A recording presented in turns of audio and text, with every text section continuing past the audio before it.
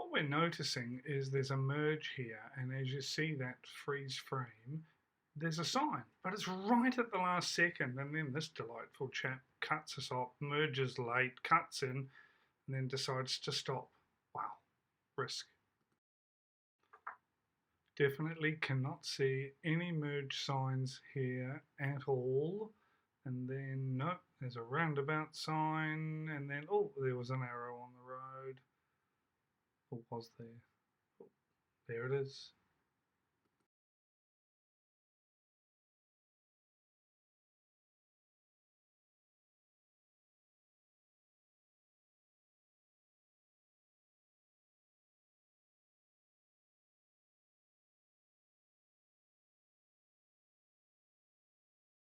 So this chap seems to think no indicator.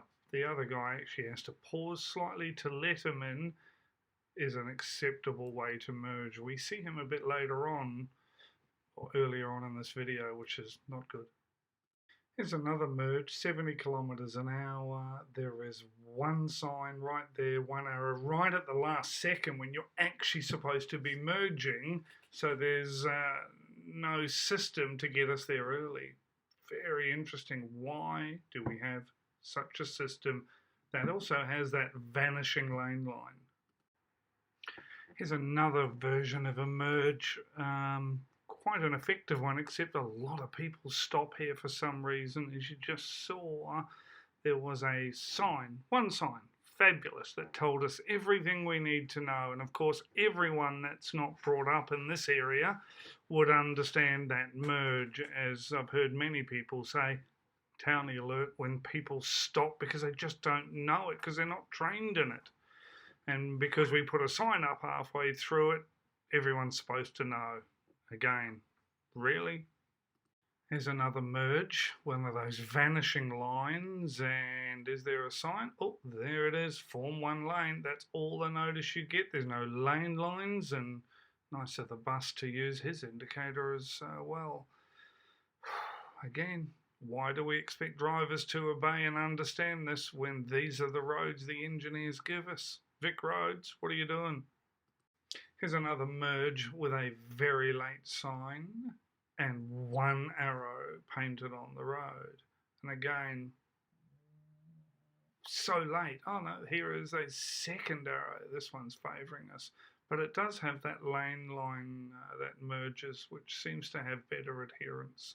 I wouldn't say it's safe, but it does create a safer road user interaction. There's a sign that says Form 1 lane, 120 metres. Well, it's Form 1 lane now.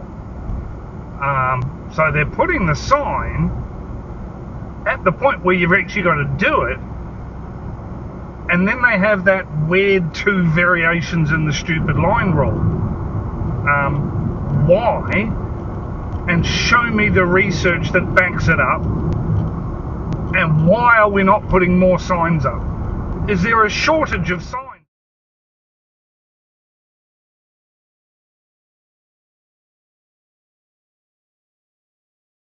So here we go with another merge.